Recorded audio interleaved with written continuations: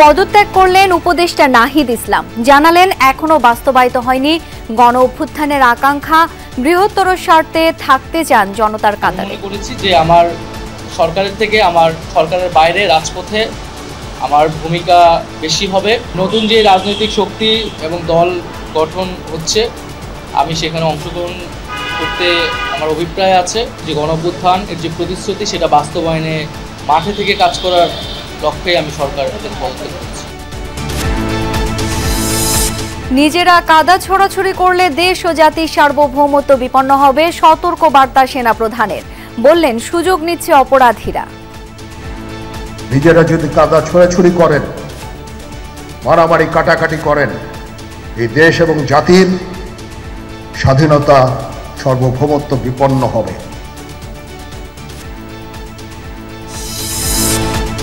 অস্থিরতা তৈরি হচ্ছে বিভিন্ন ব্যক্তির নানা রকম কথায়। মন্তব্য তারেক রহমানের। শক্ত হাতে সরকার পরিচালনার আহ্বান মির্জা ফখরুলের।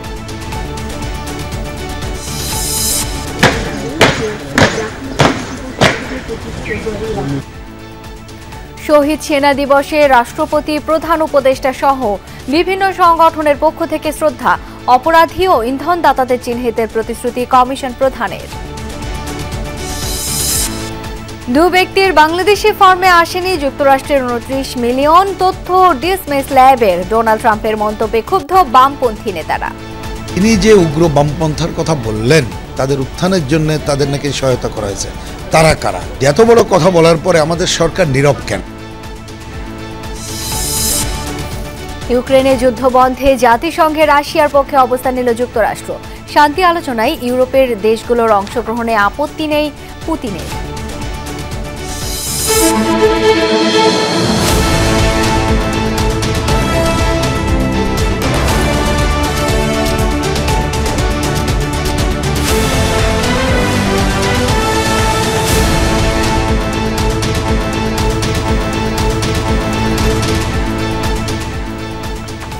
আমন্ত্রণ সন্ধ্যার বাংলাদেশে, সঙ্গে আছি আমি শাওন দত্ত।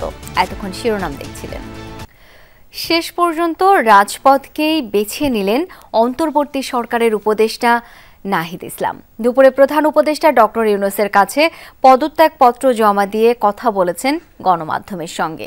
জানালেন, জনগণের সাথে মিশে গণ অভ্যুত্থানের আকাঙ্ক্ষা পূরণে কাজ করতে চান তিনি। দায়িত্ব নেবেন 28 ফেব্রুয়ারি ঘোষণা হতে যাওয়া শিক্ষার্থীদের নতুন রাজনৈতিক দলের। খুনি হাসিনার সরকার এবং এই ফ্যাসিবাদী শাসন ব্যবস্থা পতন করতে হবে। 24-এর গণ অভ্যুত্থানের এক দফার ঘোষক নাহিদ ইসলাম অবশেষে পদত্যাগ করলেন অন্তর্বর্তী সরকারের উপদেষ্টা পরিষদ থেকে। আমরা আগামী 3 এবং 4 জুলাই। বেশ কিছুদিন ধরে গুঞ্জন ছিল পদত্যাগ করে শিক্ষার্থীদের নতুন দল নিয়ে আসছেন নাহিদ ইসলাম। মঙ্গলবার প্রধান উপদেষ্টার বাসভবন যমুনায় একটি অনির্ধারিত বৈঠক হয় উপদেষ্টা পরিষদে। সেখানে ডক্টর মোহাম্মদ ইউনূসের কাছে পদত্যাগপত্র জমা দেন নাহিদ ইসলাম। তাতে উল্লেখ করেন, নানামুখী চ্যালেঞ্জের মধ্যেও উপদেষ্টার দায়িত্ব পালনে সচেষ্ট ছিলেন। বর্তমান প্রেক্ষাপটে দেশ ও জাতির বৃহত্তর স্বার্থে ছাত্র জনতার কাতারে নিজের উপস্থিতি থাকা উচিত বলেও মনে করেন তিনি।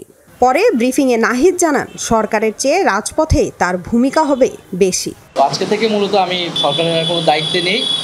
আমি মনে করেছি যে আমার সরকারের থেকে আমার সরকারের বাইরে রাজপথে আমার ভূমিকা বেশি হবে। নতুন যে রাজনৈতিক শক্তি এবং দল গঠন হচ্ছে, আমি সেখানে অংশগ্রহণ করতে আমার অভিপ্রায় আছে। যে গণ অভ্যুত্থান এর যে প্রতিশ্রুতি, সেটা বাস্তবায়নে মাঠে থেকে কাজ করার লক্ষ্যে আমি সরকারের পদত্যাগ করছি।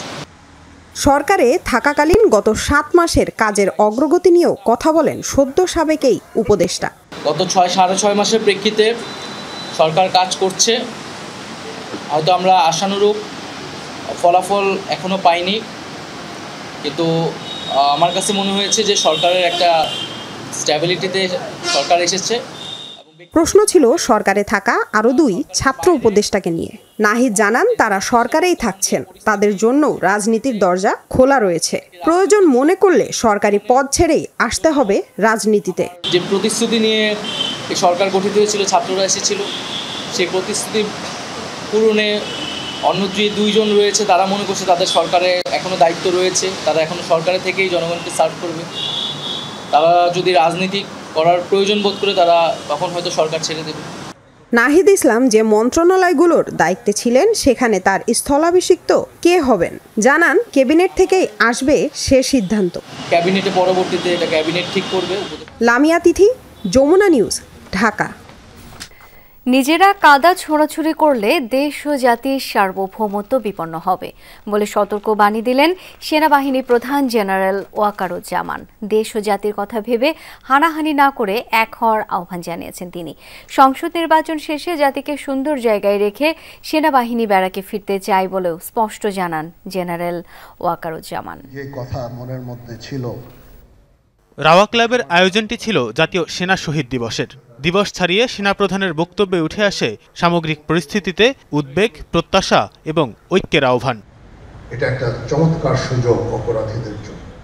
জেনারেল ওয়াকারুজ্জামান বলেন, আমরা অরাজক পরিস্থিতির মধ্যে বিরাজ করছি, যার সুযোগ নিচ্ছে অপরাধীরা। তাই ভবিষ্যতের কথা ভেবে সবাইকে সতর্ক করেন তিনি।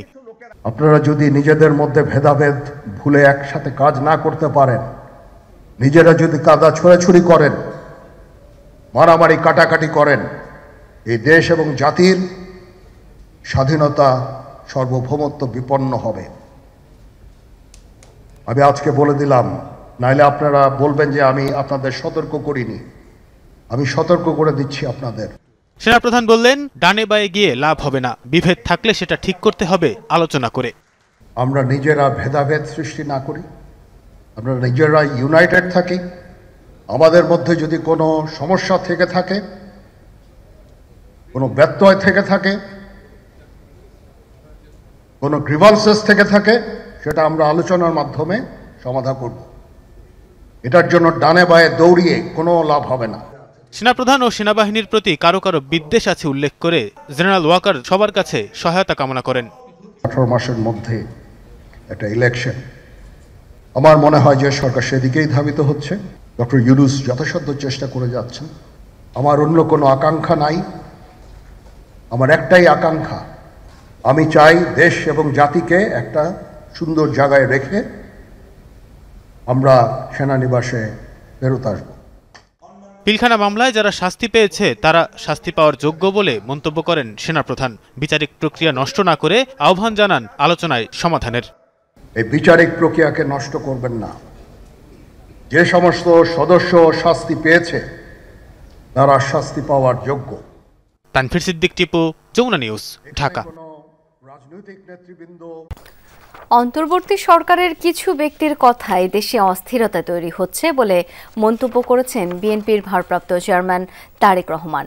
কুমিল্লা মহানগর বিএনপির দ্বিবার্ষিক সম্মেলনে ভার্চুয়ালি যুক্ত হয়ে তিনি বলেন, সরকারকে সহযোগিতা করতে চায় বিএনপি, চায় সুষ্ঠু নির্বাচন ও জনগণের ভোটের মাধ্যমে দেশ গঠন করতে। এতে দেশের স্থিতিশীলতা ফিরবে বলেও মন্তব্য করেন তারেক রহমান। সকাল থেকেই খণ্ড খণ্ড মিছিল, সাথে নেতাকর্মীদের স্লোগান। কুমিল্লা মহানগর বিএনপির প্রথমবারের মতো আয়োজিত দ্বিবার্ষিক সম্মেলন ঘিরে তৈরি হয় উৎসবমুখর পরিবেশ। সম্মেলনে ভার্চুয়ালি যোগ দেন বিএনপির ভারপ্রাপ্ত চেয়ারম্যান তারেক রহমান। দাবি করেন, অন্তর্বর্তী সরকারের দেশ পরিচালনার বিষয়ে জনগণের মধ্যে নানা প্রশ্ন তৈরি হয়েছে। কিছু ব্যক্তির বক্তব্যে অস্থিরতা দেখা দিয়েছে বলেও মন্তব্য করেন তিনি। আমরা লক্ষ্য করছি সরকারের ভেতরে বিভিন্ন ব্যক্তি বিভিন্ন রকম কথা বলছেন জনগণের অধিকার ফিরিয়ে দেবার ক্ষেত্রে। এর ফলে দেশের বিভিন্ন স্থানে বিভিন্ন রকমের অস্থিরতা তৈরি হচ্ছে। তারেক রহমান বলেন, অন্তর্বর্তী সরকারকে সমর্থন দিতে চায় বিএনপি, চায় সুষ্ঠু নির্বাচন। ভোটের মাধ্যমে নির্বাচিত সরকার ক্ষমতায় গেলে দেশে অস্থিরতা কমবে বলেও মনে করেন বিএনপির ভারপ্রাপ্ত চেয়ারম্যান। আমরা চাই দেশে স্থিতিশীলতা নিয়ে আসতে, কারণ দেশকে যদি সামনের দিকে এগিয়ে নিতে হয়, দেশের মানুষের ভাগ্যের পরিবর্তন যদি আমাদেরকে ঘটাতে হয়, তাহলে অবশ্যই দেশে স্থিতিশীলতা নিয়ে আসা অত্যন্ত প্রয়োজনীয়। সম্মেলনে দলের নেতারা বলেন, দাবি আদায়ে বিএনপির সংগ্রাম অব্যাহত থাকবে, ঐক্যবদ্ধ থাকতে হবে নেতাকর্মীদের। এমন কোনো কর্ম করবেন না যে কর্মের কারণে শহীদ প্রেসিডেন্ট জিয়া রহমান যে দল গঠন করেছেন, বেগম খালেদা যে দলের নেত্রী ছিলেন, আজকে আমাদের নেতা তারেক রহমান, ওনার গায়ে যেন কোনো কাদা না লাগে। ওবায়দুর রহমান, যমুনা নিউজ। আমি নেতার সামনে সুস্পষ্ট পক্ষপাতিত্বের অভিযোগ উঠবে এমন কাজ না করে শক্ত হাতে সরকার পরিচালনা করতে ডক্টর ইউনূসের প্রতি আহ্বান জানিয়েছেন বিএনপির মহাসচিব মির্জা ফখরুল ইসলাম আলমগীর। তিনি বলেন, নিরপেক্ষতা বজায় রেখে সরকার প্রধানের উচিত যত দ্রুত সম্ভব ন্যূনতম সংস্কার করে নির্বাচনের ব্যবস্থা করা। বিএনপি মহাসচিব সবাইকে কাদা ছোড়াছুড়ি বন্ধ করে ঐক্যবদ্ধ থাকার তাগিদ দেন। স্বাধীনতার পর দেশের ইতিহাসে নারকীয় ঘটনা ছিল 2009 সালের বিডিআর বিদ্রোহের নামে সেনা কর্মকর্তা হত্যাকাণ্ড। নানাভাবে বিভিন্ন সংগঠন দিবসটি পালন করে আসছিল। এবছর সেটি জাতীয় শহীদ সেনা দিবসের মর্যাদা পেয়েছে। বিচার হবে যদি আমাদের সার্বভৌমত্ব সফলভাবে রক্ষা করা হয়। এই উপলক্ষে রাজধানীর ইঞ্জিনিয়ারিং ইনস্টিটিউশনে বিএনপির আলোচনা সভা। শহীদ পরিবারের সদস্য ও তৎকালীন সেনা কর্মকর্তারা তুলে ধরেন জঘন্যতম সেই দিনের চিত্র। মির্জা আজম ভিতরে ঢুকে উল্লাস করছিল, যে বলেছে সে কর্নেল গুলজারের লাশ খুঁজছিল, গুলজারকে মারা হয়েছে কিনা সে দেখতেছে, যে দেখে খুশি হয়েছে সে। আমি চাই না অন্য কোনো পরিবার ফেস করুক যেটা 16 বছর আমাদের ফেস করতে হয়েছে। সভায় বিএনপি নেতারা পিলখানা হত্যাকাণ্ডের পূর্ণ তদন্ত ও জড়িত আওয়ামী লীগ নেতাদের শাস্তি দাবি করেন। বিডিআর বর্ডারে অত্যন্ত এফেক্টিভ একটি বাহিনী ছিল, বিএসএফএল মোকাবেলা করেছে বলিষ্ঠভাবে। এই জন্য তাদেরকে শিক্ষা দেবার জন্যেই এই ধরনের হত্যাকাণ্ডের ব্যবস্থা করেছে আওয়ামী লীগ এবং আমাদের প্রতিবেশী রাষ্ট্র মিলে। বিডিআরে তখন সদস্য সংখ্যা ছিল 5000, কিন্তু সেনাবাহিনী যখন প্রবেশ করে তখন সেখানে তারা পেয়েছে মাত্র 200 জনকে। প্রকৃত ঘটনা যাতে উন্মোচিত হয় সেই জন্য আবারও ভালো করে তদন্ত প্রয়োজন। স্মরণ সভায় বিএনপি মহাসচিব বলেন, শত্রুরা আওয়ামী লীগের সাথে যোগসাজশেই পরিকল্পিত হত্যাকাণ্ড চালিয়েছিল। যিনি সেদিন এই রাষ্ট্রের নিরাপত্তার দায়িত্বে ছিলেন, শেখ হাসিনা, তিনি সেদিন কি ভূমিকা পালন করেছেন। এ সময় মির্জা ফখরুল বলেন, ভারতে বসে দেশে নৈরাজ্য তৈরি করার সব ধরনের চক্রান্ত করছে শেখ হাসিনা। অন্তর্বর্তী সরকারের প্রধানের কাছে এই আহ্বান জানাতে চাই, আপনি শক্ত হাতে আপনার সরকারকে পরিচালিত করুন। একথা কেউ যেন না বলে যে আপনি কোনো পক্ষপাতিত্ব করছেন। সারা বিশ্বে আপনার নাম আছে, সেটা রাখবেন আপনি, সেটাই আমরা আশা করি আপনার কাছ থেকে। আমরা আশা করব যে সম্পূর্ণ নিরপেক্ষতা বজায় রেখে যত দ্রুত সম্ভব সংস্কার যেটা ন্যূনতম প্রয়োজন সেটাকে সম্পূর্ণ করে নির্বাচনের দিকে এগিয়ে যান। বিএনপিকে নিয়ে সোশ্যাল মিডিয়াতে চলমান অপপ্রচারের বিষয়ে নেতাকর্মীদের সতর্ক থাকার আহ্বান জানান মির্জা ফখরুল।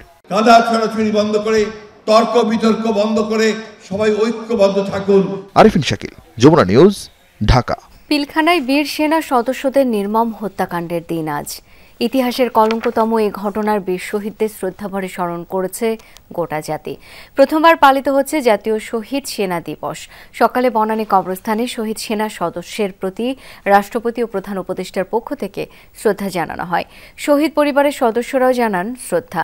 দাবি তোলেন ঘটনার মূল কারণ খুঁজে প্রকৃত পরিকল্পনাকারীদের শাস্তি নিশ্চিতের। 2009 সালে পিলখানায় বিডিআর বিদ্রোহের কথা বলে একে একে হত্যা করা হয় সেনাবাহিনীর 57 জন বীর সদস্যকে। নৃশংস এই ঘটনায় মৃত্যুবরণ করেন মোট 74 জন। 2025-এ এসে প্রথমবারের মতো এই দিনটি জাতীয় দিবস হিসেবে পালন করা হলো। দিনের শুরুতেই শহীদ সেনাদের প্রতি শ্রদ্ধা নিবেদন করা হয় রাষ্ট্রপতির পক্ষ থেকে। পরে প্রধান উপদেষ্টার পক্ষ থেকে শহীদদের প্রতি শ্রদ্ধা নিবেদন করেন তার সামরিক সচিব। এরপর বীর সেনাদের প্রতি শ্রদ্ধা নিবেদন করেন স্বরাষ্ট্র উপদেষ্টা।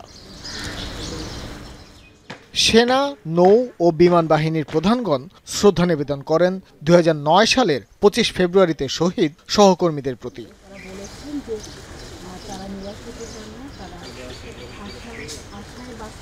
শ্রদ্ধা জানান বিজিবি মহাপরিচালক। শহীদদের আত্মার শান্তি কামনার দোয়ায় অংশ নেন সকলেই। পরে 1 মিনিট নীরবতা পালন করা হয়। শ্রদ্ধা নিবেদন শেষে স্বরাষ্ট্র উপদেষ্টা বলেন, সঠিক বিচারের জন্যই নতুন কমিশন গঠন করা হয়েছে। তদন্ত কমিশন গঠন করা হয়েছে এবং তাদের দেখবেন তাদের মর্যাদাও দিয়ে দিছে, যে সেরে অ্যাপিলেট ডিভিশনের জাজের মর্যাদা দেওয়া হয়েছে যে প্রধান, আর অন্যান্যদের কিন্তু হাইকোর্টের জাজদেরও মর্যাদা তাদের দেওয়া হয়েছে। সকাল 10টার পর শহীদদের প্রতি শ্রদ্ধা নিবেদন করতে আসে বিএনপির প্রতিনিধি দল। দিনটিকে জাতীয় দিবস হিসেবে ঘোষণা করায় অন্তর্বর্তী সরকারকে ধন্যবাদ জানান মির্জা ফখরুল ইসলাম আলমগীর। এটা বাংলাদেশের শত্রুদের উদ্দেশ্য ছিল, প্রধান উদ্দেশ্য ছিল বাংলাদেশের নিরাপত্তা ব্যবস্থায় আঘাত হানা এবং বাংলাদেশের সেনাবাহিনীর যেন মনোবল নষ্ট হয়ে যায়, যেন তারা দুর্বল হয়ে যায়, সেই কারণে এই ঘটনাগুলো ঘটনা হয়েছিল। সবচেয়ে দুর্ভাগ্যের বিষয়, তখন যারা রাষ্ট্র ক্ষমতায় ছিলেন, হাসিনার নেতৃত্বে আওয়ামী লীগ, তারা অত্যন্ত পরিকল্পিতভাবে এই ঘটনাটির সঙ্গে যোগ সাজেশ করে যথাসময়ে যথাযথ ব্যবস্থা গ্রহণ না করে তারা এই ঘটনাগুলো ঘটতে দেন। ইতিহাসের কলঙ্কময় এই দিনে যাদের হত্যা করা হয়েছিল তাদের স্বজনরাও উপস্থিত ছিলেন সামরিক কবরস্থানে। কেউ বাবা হারিয়েছেন, কেউ বা সহকর্মী। সকলেরই আশা প্রকৃত অপরাধী এবং পরিকল্পনাকারীদের শাস্তি নিশ্চিত হবে। একটা প্যারামিলিটারি ফোর্স দ্বারা সংগঠিত হয়েছে মিলিটারিকে অফিসারদের উপরে। আর বিচারটা অবশ্যই চাচ্ছি, খুব স্ট্রংলি চাচ্ছি, সবসময় চেয়ে আসছি। আপনারা প্রচার করেন নাই, সেটা মানে এটা বলার কিছু অপেক্ষা রাখে না, কেন করেন নাই। ভাষা শহীদ দিবসকে যেভাবে আন্তর্জাতিক ভাষা দিবস হিসেবে স্বীকৃতি দেয়া গেছে, আমি মনে করি এইটাকেও আন্তর্জাতিকভাবে স্বীকৃতি দেওয়ার ব্যাপারে আমাদের প্রক্রিয়াটা চলমান থাকা উচিত। কালকে আমার জন্মদিন, আজকে আমার বাবা মারা গিয়েছে 25 তারিখে। বাবা বলে গিয়েছে যে তুমি একটা দুইটা জিনিস করবা, নামাজ কালাম, দোয়া, আর হচ্ছে অলওয়েজ আমার জন্য দোয়া রাখবা। আমাদের দেশে দেখে অনেকে আছে না বাবা মা ছাড়া, সো আল্লাহ ওদেরকে কীভাবে চাচ্ছে, আল্লাহ আমাদের কীভাবে চালাচ্ছে। সো আল্লাহ কখনো he never burden his servants. দেশের সার্বভৌমত্ব নষ্ট হয় এমন কোনো ঘটনার বিরুদ্ধে রাজনীতি নয়, বরং পুরো দেশকে এক হবার আহ্বান ছিল শহীদ স্বজনদের কণ্ঠে। ভাস্কর ভাদুরী, যমুনা নিউজ, ঢাকা। জাতীয় শহীদ সেনা দিবস স্মরণে দোয়া ও আলোচনা সভার আয়োজন করে retired arm forces officers welfare association rava. এতে সাবেক সেনা কর্মকর্তা, শহীদ পরিবারের সদস্যদের সাথে অংশ নেন বিশিষ্টজনেরা। দাবি তোলেন বিডিআর হত্যাকাণ্ডের দ্রুত বিচার নিশ্চিতের। আমি চিৎকার করে কাঁদিতে চাহিয়া করিতে পারিনি চিৎকার। প্রথমবার স্মরণ করা হলো জাতীয় সেনা শহীদ দিবস। দিবসটি ঘিরে আলোচনা ও দোয়ার আয়োজন করে সাবেক সেনা কর্মকর্তাদের সংগঠন রাওয়া। সেনাপ্রধান, নৌপ্রধান, বিজিবির মহাপরিচালকের উপস্থিতিতে অতিথি পর্দা উন্মোচনের মধ্য দিয়ে শুরু হয় আনুষ্ঠানিকতা। এতে অংশ নেন সাবেক সেনা কর্মকর্তা, বিডিআর হত্যাকাণ্ডে শহীদ পরিবারের সদস্য ও বেঁচে ফেরা অফিসাররা। ছিলেন রাজনৈতিক ব্যক্তিত্ব সহ সমাজের বিশিষ্টজনরা। এ সময় বিডিআর হত্যাকাণ্ডের বিচার দ্রুত নিশ্চিতের দাবি জানান শহীদ পরিবারের সদস্য ও বেঁচে ফেরা অফিসাররা। বলেন, ন্যায় বিচারের জন্য জাতীয় স্বাধীন তদন্ত কমিশনের দিকে তাকিয়ে আছে পুরো দেশ। এই পুরো নারকীয় হত্যাকাণ্ডের পেছনে মাস্টারমাইন্ড কে ছিলেন, কে বা কারা ছিলেন, তাদের চেহারা উন্মোচন করা হোক। অনেক আপ্যায়ন, একটা ইচ্ছা ছিল যে শহীদ সেনা দিবস আমরা দেখতে পারবো। And for that thank you to the chief adviser. এই বিচার যেন অবশ্যই হয়। আমাদের দেশি বিদেশি যে চরিত্রগুলি আছে উন্মোচিত, তাদেরকেও ফাঁসি কাশিতে ঝুলাতে হবে। এ সময় স্বাধীন তদন্ত কমিশন প্রধান জানান, বিচার নিশ্চিতে সুষ্ঠুভাবে তদন্ত কাজ শেষ করবে কমিশন। এই তদন্ত কমিশন যদি ফেল করে যায়, তাহলে বাংলাদেশের স্বাধীনতা, সার্বভৌমত্ব রক্ষার ব্যাপারে আমরা সন্দিহান আমাদেরকে হতেই হবে। I shall try my best to do justice to my job.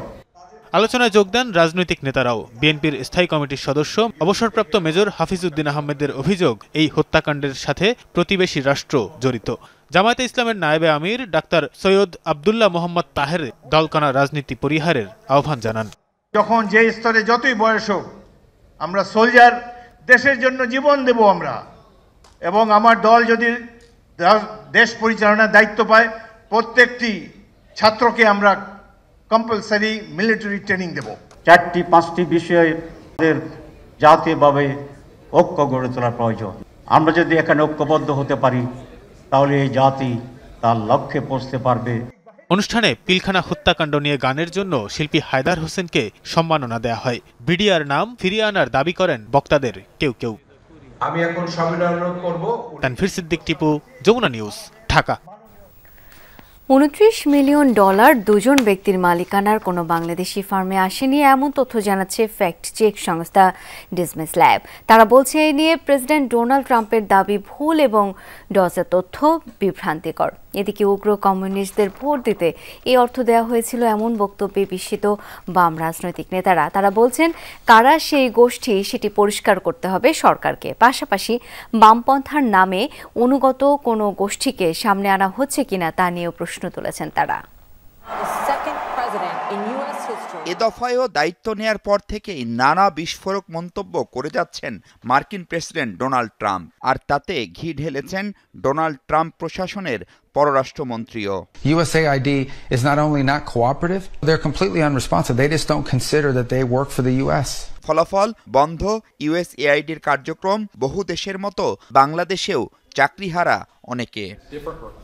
এরপর মাত্র 2 ব্যক্তির প্রতিষ্ঠানে বাংলাদেশে যে $29 মিলিয়ন এসেছে, ট্রাম্পের এমন মন্তব্য ঝড় তোলে রাজনীতিতেও। $29 million to strengthen the political landscape in Bangladesh. তথ্য প্রমাণাদি বিশ্লেষণ করে ডিসমিস ল্যাব জানাচ্ছে সঠিক তথ্য বলেননি মার্কিন প্রেসিডেন্ট। সবশেষ গেল শুক্রবার আর এক চমক দেন তিনি। এ দফায় উগ্র বামপন্থীদের ভোটের পক্ষে সেই $29 মিলিয়ন ব্যয়ের কথা বলেন তিনি। So that they can vote for a radical left communist in Bangladesh. দেশে নিবন্ধিত ও অনিবন্ধিত মিলে বাম ঘরানার রাজনীতি করে 15-16টি দল। তাদের কেউই চরমপন্থী নয় বলে দাবি নেতাদের। যুক্তরাষ্ট্রের প্রেসিডেন্টের এমন বক্তব্যে তাই ক্ষুব্ধ নেতারা। তিনি যে উগ্র বামপন্থার কথা বললেন, তাদের উত্থানের জন্য তাদের নাকি সহায়তা করা হয়েছে, তারা কারা? এত বড় কথা বলার পরে আমাদের সরকার নীরব কেন? এটা খুবই হাস্যকর যে আমেরিকার মতো একটা সাম্রাজ্যবাদী রাষ্ট্র সে একটা উগ্র বামপন্থার বিকাশের জন্য টাকা দেবে। এটা কি সম্ভব? নাকি এটাও একটা ব্লেম গেমের পার্ট হয়ে দাঁড়াচ্ছে? বামপন্থীদের নিয়ে ট্রাম্পের এমন বক্তব্যের পেছনে ভূরাজনীতির কোনো খেলা আছে কিনা তা নিয়েও প্রশ্ন তুলেছেন তারা। প্রকৃত বিপ্লবকে ধ্বংস করে নিউ লিবারাল ইকোনমি, যেটা পুঁজিবাদের আবিষ্কৃত তথ্য, সেই ধারায় বাংলাদেশকে এগিয়ে নিতে চায়। এ ধরনের শক্তি আমরা বিভিন্ন সময় কিন্তু দেখতে পাচ্ছি, নানাভাবে আসছে তাদের কথাবার্তার মধ্য দিয়ে। আমার মনে হয় ট্রাম্পের এই বক্তব্যের পরে আমাদেরকে সেই শক্তি সম্পর্কে আরও সচেতন থাকতে হবে, সজাগ থাকতে হবে। ট্রাম্প কি তাহলে এই কথাটা বলার জন্য এমন কোনো কিছুকে ইঙ্গিত করছেন ভবিষ্যতে, যা বাংলাদেশে উগ্র বামের বিপরীতে উগ্রডান, বাংলাদেশে উগ্রডানের বিপরীতে ভারতের সাম্প্রদায়িকতার বিস্তার এবং ভারতের সাম্প্রদায়িকতা বাংলাদেশের সাম্প্রদায়িকতাকে অস্থির করে তোলা, এবং সব মিলিয়ে এইখানে অন্য কোনো এভিল ডিজাইনের পার্ট হবে কি না? যদিও বিষয়টি নিয়ে এখনো স্পষ্ট কোনো বক্তব্য দেয়নি বাংলাদেশ সরকার। মার্কিন যুক্তরাষ্ট্রের কোনো একটা প্রতিষ্ঠানকে হয়তো দেওয়া হয়েছে টাকাটা খরচ করার জন্য। প্রথম দফা প্রেসিডেন্ট থাকাকালে 30%-এরও বেশি ভুল তথ্য দেওয়ার অভিযোগ ছিল ডোনাল্ড ট্রাম্পের বিরুদ্ধে। মাহফুজ মিশু, যমুনা নিউজ, ঢাকা। মার্কিন যুক্তরাষ্ট্রের ইউএসএইডের $29 মিলিয়ন অর্থের বিষয়টি অর্থ মন্ত্রণালয় নয়, খতিয়ে দেখবে এনজিও ব্যুরো। তবে এই অর্থের অপব্যবহারের প্রমাণ পেলে ব্যবস্থা নেবে অর্থ মন্ত্রণালয়। সচিবালয়ে এসব কথা বলেন অর্থ উপদেষ্টা ডক্টর সালেউদ্দিন আহমেদ। রমজানে নিত্যপণ্যের দাম স্বাভাবিক রাখতে উদ্যোগ নেয়ার কথা জানান অর্থ উপদেষ্টা। $29 million to strengthen the political landscape in Bangladesh. বাংলাদেশের রাজনৈতিক পরিস্থিতি শক্তিশালী করতে যুক্তরাষ্ট্রের আন্তর্জাতিক সাহায্য সংস্থা ইউএসএআইডি $29 মিলিয়ন অর্থায়ন করেছে। এদেশের মুদ্রায় যার পরিমাণ 350 কোটি টাকার বেশি। ডোনাল্ড ট্রাম্পের এ বক্তব্য নিয়ে ব্যাপক আলোচনা হয়। সচিবালয়ে অর্থ উপদেষ্টা বলেন, এ বিষয়ে খতিয়ে দেখবে এনজিও ব্যুরো। তবে কোনো অনিয়ম পেলে ব্যবস্থা নেবে তার মন্ত্রণালয়। দেশের স্বার্থের বিরুদ্ধে ব্যবহার হয় এমন অর্থ নিয়ে আসা নিয়ন্ত্রণ করা হবে বলেও জানান অর্থ উপদেষ্টা। এই টাকাগুলো ইআরডি জানবে, এনজিও অ্যাফেয়ার্স ব্যুরো শুনেছি আবার নন গভর্নমেন্টে যাবে, এনজিও অ্যাফেয়ার্স ব্যুরোকে আমরা জিজ্ঞেস করে কোথায় আছে, তখন আমরা যথাযথ ব্যবস্থা নিতে পারি। উনি বলেছেন হয়তো বা কিছুটা সত্যতা আছে। আর আমি তো I am looking forward next meeting, আমি ট্রেজারি সেক্রেটারির সাথে দেখা করার আমার একটা প্ল্যান আছে, না হলে আন্ডার সেক্রেটারির সাথে দেখা হবে। তো এই জিনিসগুলো আমরা, কারণ এগুলো ওদের ইসে করার কথা, এই জিনিসগুলো জানার কথা বেশি। উপদেষ্টা বলেন, রোজায় নিত্যপণ্যের দাম সহনীয় রাখতে সবকিছু করা হবে। চাহিদার সাথে সমন্বয় রেখে পণ্য সরবরাহ নিশ্চিত করা হবে বলেও জানান তিনি। যথাসাধ্য চেষ্টা করছি রোজার সময় যে নিত্য প্রয়োজনীয়, রোজা ছাড়াও মানুষের যে কনজামশন প্যাকেজে যে জিনিসগুলো আছে সেটা এনশিওর করতে থেকে রিজনেবল দামে আসে। প্রথমত হলো সরবরাহটা নিশ্চিত করা, এবং সরবরাহটা নিশ্চিত করলে অনেক সময় আবার সঠিক দামে আবার ভোক্তারা পায় না। এইখানে আমার মার্কেট ডায়নামিক্স আছে, তাই না? হোলসেলাররা, রিটেলাররা, আমি কয়েকদিন আগে বলেছি যে মজুদ যারা করবে তাদের ব্যাপারে শক্ত অবস্থা নেবে। আইন শৃঙ্খলা পরিস্থিতি নিয়ে উদ্বিগ্ন দেশের ব্যবসায়ীরা। নিরাপত্তা দিতে ব্যর্থ হলে বিনিয়োগ বাড়বে না বলেও জানান অর্থ উপদেষ্টা। সিকিউরিটির ব্যাপার আছে না, ফ্যাক্টরি আছে, ভ্যালুয়েবল জিনিসপত্র আছে, গুদাম আছে, এগুলি প্রোটেকশন যদি না দেয় ব্যবসায় তার স্বস্তি অনুভব করবে। আলমগীর হোসেন, যমুনা নিউজ, ঢাকা। রাজধানীর কুড়িল বিশ্ব রোডে মাইক্রোবাস চাপায় নিহত হয়েছেন বেসরকারি বিশ্ববিদ্যালয় শিক্ষার্থী ফাহমিদা রায়াদ জিন্তু। দুপুরে এলিভেটেড এক্সপ্রেসওয়ের কুড়িল র্যাম্পের সামনে এই ঘটনা ঘটে। নিহতের স্বজনরা জানান, রিকশায় করে কুড়িল বিশ্ব রোডে যাচ্ছিলেন ফাহমিদা রায়াদ জিন্তু। এ সময় কুড়িল র্যাম্প থেকে নামা একটি বেপরোয়া মাইক্রোবাস রিকশার পেছনে ধাক্কা দেয়। এতে রিকশাটি দুমড়ে মুচড়ে যায়। ঘটনাস্থলেই মারা যান ওই শিক্ষার্থী। এ সময় আরও কয়েকজন পথচারী আহত হন। স্বজনরা জানায়, নিহত ফাহমিদা রায়াদ জিন্তু আইইউবির শিক্ষার্থী।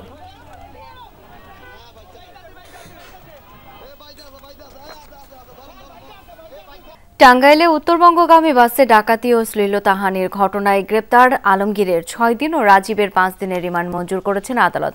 গতকাল নেত্রকোনা ও আশুলিয়ায় অভিযান চালিয়ে তাদের গ্রেপ্তার করা হয়। এর মধ্যে আলমগীরকে ডাকাতির ঘটনার মূল পরিকল্পনাকারী বলছে পুলিশ। তাদের কাছ থেকে লুটের টাকা ও মালামাল উদ্ধার করা হয়েছে। টাঙ্গাইলে নৈশকোচে ডাকাতি ও নারীর শ্লীলতাহানির খবর গণমাধ্যমে উঠে আসার পর থেকেই দেশ জুড়ে শুরু হয় তোলপাড়। নড়েচড়ে বসে পুলিশ। জড়িতদের ধরতে শুরু হয় অভিযান। এরই ধারাবাহিকতায় গ্রেফতার করা হয় আরও 2 জনকে। টাঙ্গাইলে সংবাদ সম্মেলনে পুলিশ সুপার জানান, এর আগে গ্রেফতারকৃত 3 জনের দেয়া তথ্যে নেত্রকোনায় অভিযান চালিয়ে মূল পরিকল্পনাকারী আলমগীর হোসেনকে গ্রেফতার করা হয়। পরে তার দেয়া তথ্যে আশুলিয়া থেকে গ্রেফতার করা হয় রাজীব হোসেন নামে জড়িত আরও একজনকে। তাদের কাছ থেকে লুটের টাকা ও মালামাল উদ্ধার করে পুলিশ। চাঞ্চল্যকর বাস ডাকাতির মূল মাস্টারমাইন্ড শ্লীলতাহানির ঘটনা পর্যন্ত ঘটেছে। এই বাস ডাকাতিতে ধর্ষণ বা ধর্ষণের চেষ্টা, এই ধরনের কোনো ঘটনা ঘটেছে, এই ধরনের কোনো তথ্যপত্র আমাদের কাছে প্রাথমিকভাবে এখন পর্যন্ত নাই। গত 17 ফেব্রুয়ারি রাজধানীর গাবতলী থেকে রাজশাহীর উদ্দেশ্যে ছেড়ে যাওয়া ইউনিক রোড রয়্যালস পরিবহনের একটি বাস নিয়ন্ত্রণে নেয় যাত্রীবেশে থাকা ডাকাত দল। লুটপাটের পাশাপাশি 2 নারী যাত্রীর শ্লীলতাহানির অভিযোগ ওঠে ডাকাতদের বিরুদ্ধে। জাহিদ হাসান, যমুনা নিউজ। 2009 থেকে 24 সাল পর্যন্ত আওয়ামী লীগ আমলে 100 জনকে গুমের ঘটনায় আন্তর্জাতিক অপরাধ ট্রাইব্যুনালে 100টি অভিযোগ দাখিল করেছে জোরপূর্বক গুমের শিকার ভুক্তভোগী পরিবারগুলোর সংগঠন মায়ের ডাক। মঙ্গলবার দুপুরে আনুষ্ঠানিকভাবে আন্তর্জাতিক অপরাধ ট্রাইব্যুনালের প্রসিকিউশনে অভিযোগ জমা দেয় সংস্থাটি। গুম হওয়া 100 জনের মধ্যে 95 জন এখনও ফেরত আসেনি। এর মধ্যে রয়েছেন বিএনপি নেতা চৌধুরী আলম, তেজগাঁওয়ের বিএনপি নেতা সাজেদুল ইসলাম সুমন। অভিযোগে শেখ হাসিনার নিরাপত্তা উপদেষ্টা তারেক সিদ্দিকী, সাবেক আইজিপি বেনজির আহমেদ সহ র্যাব, পুলিশ, ডিবি, সিটিটিসির সাবেক ঊর্ধ্বতন 60 কর্মকর্তাকে আসামি করা হয়েছে। 100টি অভিযোগ এখানে দায়ের হয়েছে এবং এই অভিযোগ যাদের বিরুদ্ধে দায়ের করেছেন তারা হলো officer of RAB, officer DB, officer police, officer CTTC এবং অফিসার ডিজিএফআই। 6 মাস চলে যাওয়ার পরেও আমরা কোনো আমাদের তথ্য জানতে পারিনি, অ্যাটলিস্ট ভিকটিম ফ্যামিলিগুলো জানতে পারেনি যে এই মানুষগুলোর সাথে কি করা হয়েছে। রাজধানীতে 2 দফা জানাজা হয়েছে বিএনপির ভাইস চেয়ারম্যান আব্দুল্লাহ আল নোমানের। দুপুর 2:30টায় আব্দুল্লাহ আল নোমানের মরদেহ নেওয়া হয় জাতীয় সংসদ ভবনের দক্ষিণ প্লাজায়। সেখানে অনুষ্ঠিত হয় প্রথম জানাজা। এ সময় সংসদ সচিবালয়ের কর্মকর্তারা ছাড়াও বিএনপি দলীয় সাবেক সংসদ সদস্য ও নেতাকর্মীরা উপস্থিত ছিলেন। পরে মরদেহ নেওয়া হয় নয়াপল্টনে বিএনপির কেন্দ্রীয় কার্যালয়ের সামনে। বাদ আসর সেখানে অনুষ্ঠিত জানাজায় অংশ নেন বিএনপির মহাসচিব সহ দলের সর্বস্তরের নেতাকর্মীরা। শুক্রবার জুমার পর চট্টগ্রামের জমিয়তুল ফালা মসজিদে জানাজা শেষে রাউজানের গহিরায় দাফন করা হবে বর্ষিয়ান এই রাজনীতিককে।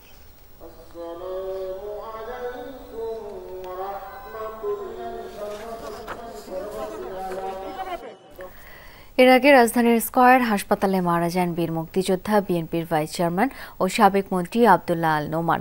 সকালে হঠাৎ অসুস্থ বোধ করলে তাকে নেওয়া হয় হাসপাতালে। সেখানে চিকিৎসক তাকে মৃত ঘোষণা করেন। পরে বর্ষিয়ান এই নেতার প্রতি শ্রদ্ধা জানাতে তার বাসভবনে যান বিএনপি মহাসচিব মির্জা ফখরুল ইসলাম আলমগীর। শ্রদ্ধা জানানো শেষে বলেন, দেশের পরিবর্তনের পর আব্দুল্লাহ আল নোমানের চলে যাওয়া দেশের রাজনীতির জন্য ক্ষতি। চট্টগ্রামে একটি জনসভায় প্রধান বক্তা হিসেবে যোগ দেওয়ার কথা ছিল বিএনপির ভাইস চেয়ারম্যান বীর মুক্তিযোদ্ধা আব্দুল্লাহ আল নোমানের।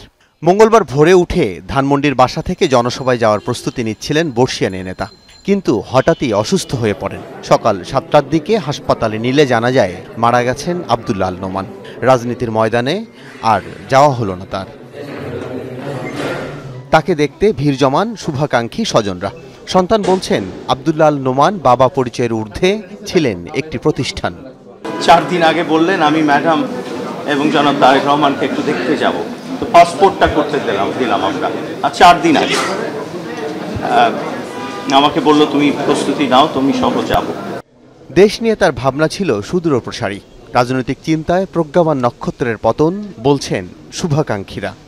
রাজনৈতিক কর্মী হিসাবে উনি একটু আদর্শিক জায়গা থেকে ভূমিকা রেখেছিলেন।